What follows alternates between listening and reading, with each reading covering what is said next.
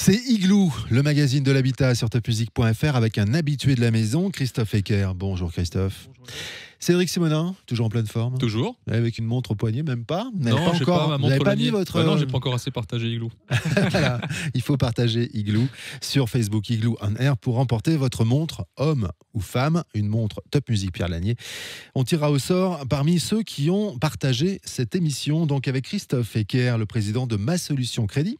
Avec vous, on va parler d'un sujet que vous connaissez par cœur, le courtage. Est-ce la fin du courtage en crédit? Voilà la question que Cédric avait très envie de vous poser. Ben oui, en lisant les Échos un matin, je vois le titre « Les banques déclarent la guerre aux courtiers ». Donc Christophe, que se passe-t-il? Est-ce qu'on est enfin débarrassé de vous dans Igloo?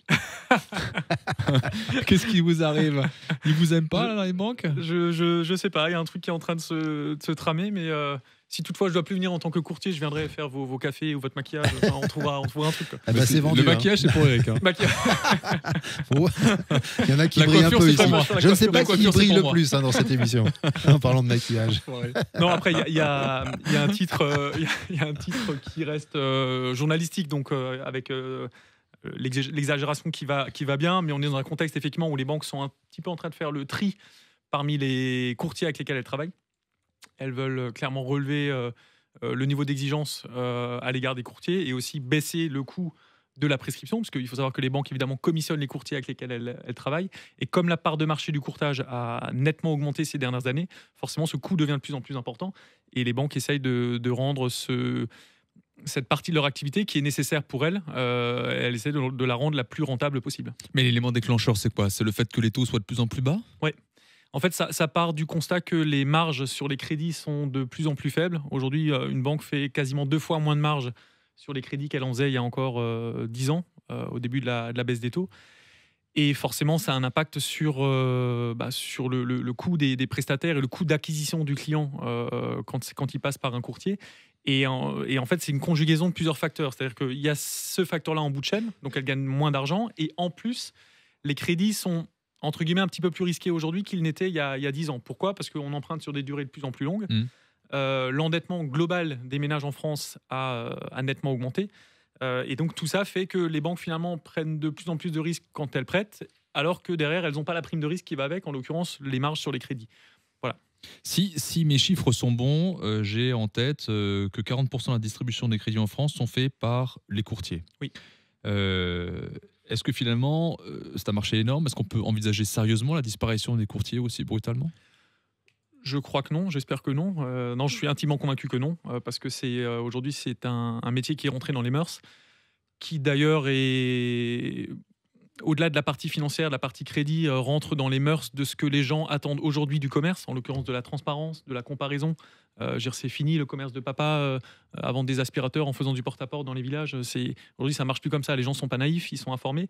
Et donc, pour moi, le courtier qui est ce tiers de confiance, cet acteur indépendant qui va pouvoir comparer en toute indépendance et en toute objectivité les offres des banques, pour moi, il a toute sa raison d'être. Là où je suis d'accord, en revanche, avec les banques, c'est que ce métier a besoin d'être non pas encadré, parce que la réglementation, elle existe depuis 2013, mais malheureusement, c'est pas ça qui a fait monter en compétence les courtiers, mais il faut que les courtiers se mettent au diapason des exigences des banques, et pour ça, il faut que les banques, effectivement, tapent un petit peu au portefeuille des banquiers, donc en commissionnant peut-être moins certains, en déconventionnant certains, pour que justement tout le monde élève son niveau de jeu.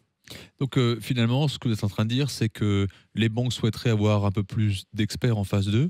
Est-ce que c'est raisonnable finalement qu'elles se passent de ces experts? Est-ce qu'elles ont, elles, la capacité de traiter finalement Est-ce qu'elles ont l'expertise en interne? La question est un peu brutale, mais est-ce que c'est ça? Ouais, alors j'aime pas répondre justement de façon aussi brutale, parce que c'est pas politiquement correct, mais bon, force est de constater qu'aujourd'hui, un banquier, et j'y ai travaillé en banque, donc je sais parfaitement ce que c'est, son fonds de commerce, c'est de vendre de l'équipement aux clients. L'équipement, c'est de la carte bancaire, de l'assurance vie, de l'épargne. Des téléphones. Des téléphones à l'extrême, des vélos électriques même s'il le faut. Enfin, voilà, le métier de banquier, il est devenu très basique, encore une fois, dans son exécution au quotidien. Et donc, les vraies expertises sur les métiers importants, notamment le crédit, mais aussi effectivement l'épargne, la gestion de patrimoine, il y a de moins en moins d'experts dans les réseaux. Et quand on ajoute à ça, en plus, le fait que à peu près tous les réseaux aujourd'hui dégraissent de façon massive, c'est pas trahir un secret que de dire que la Société Générale a un plan de licenciement, enfin en tout cas de non-remplacement qui est absolument monumental à l'échelle de la France. On touche un petit peu à la quadrature du cercle parce qu'à un moment donné, ils ont de moins en moins de personnel en agence, donc de plus en plus besoin des sous-traitants comme nous. Et donc elles peuvent, je pense, pas se passer de nous, mais encore une fois, je les rejoins sur le fait que les courtiers doivent être plus professionnels. Donc c'est une sorte de grande réforme du métier du courtage, en gros. Ouais. Et qui arrive à point nommé, qui arrive même un petit peu tardivement, d'après moi, pour être tout à fait honnête. Ça fait quand même 12 ans que je suis dans ce métier. Et ça fait plusieurs années que je dis qu'il y a des pratiques aujourd'hui qui sont abusives, qui sont parfois déloyales de la part de certains courtiers. Il faut que les banques fassent le ménage là-dedans. La réglementation dont je parlais tout à l'heure, qui date de 2013, devait permettre ça. Mais une fois de plus, comme on l'observe dans pas mal de secteurs d'activité, on a beau mettre la réglementation la plus drastique qui soit, tôt ou tard, celui qui fait la loi, c'est le marché. Et le législateur, il a beau être là, mais au bout du compte, c'est quand même le marché. Le marché, c'est le client. Et en l'occurrence, dans notre métier, c'est le banquier.